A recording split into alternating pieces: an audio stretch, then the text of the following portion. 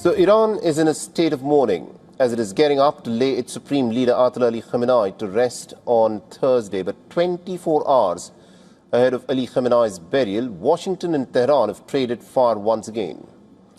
The Iranian state media has said that at least about 8 members of the Iranian army have been killed in the US attacks on southern parts of Iran early on Wednesday.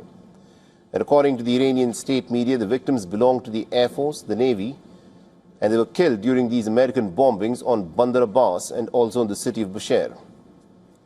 The US launched a new wave of strikes against Iran. The US CENTCOM said that it hit as many as about 80 Iranian targets, including drone launch facilities, air defense systems, and anti-ship cruise missiles.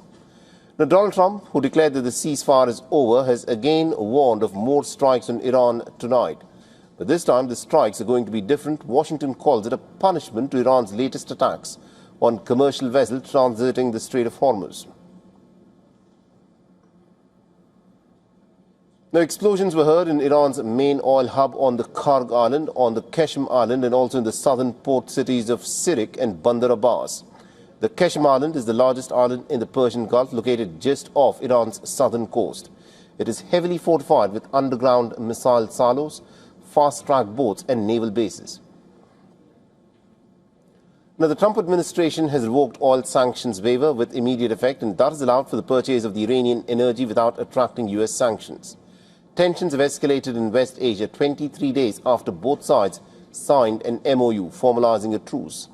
And global stock markets have crashed and oil prices have surged, and Iran has warned that it will deliver a crushing response to the US strikes.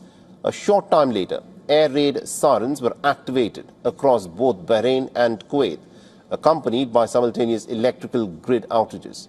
This even as an intense exchange of military strikes has continued between the United States and Iran.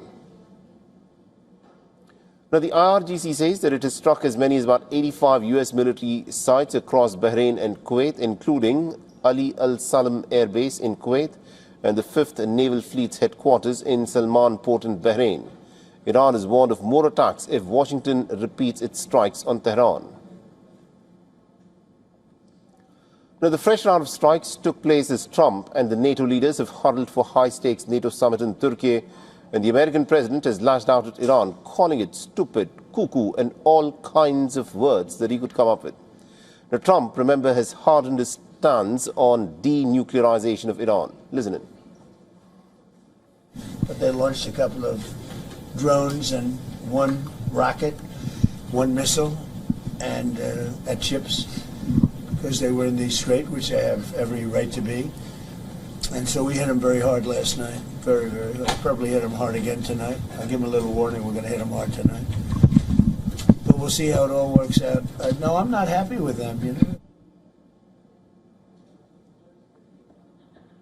While Trump was sitting in Ankara, 200 kilometers away in Tehran, Iranian top negotiator and parliamentary speaker Mohammad Bagher Ghalibaf used the same tone and tenor to hit back at Washington. He said that the US had violated the ceasefire terms several times. Ghalibaf further asserted that the era of American bullying and extortion is over. He also vowed that Iran is not going to back down, come what may. And the renewed strikes between US and Iran have come at a time when millions are attending Khamenei's funeral procession, the largest funeral gathering in history.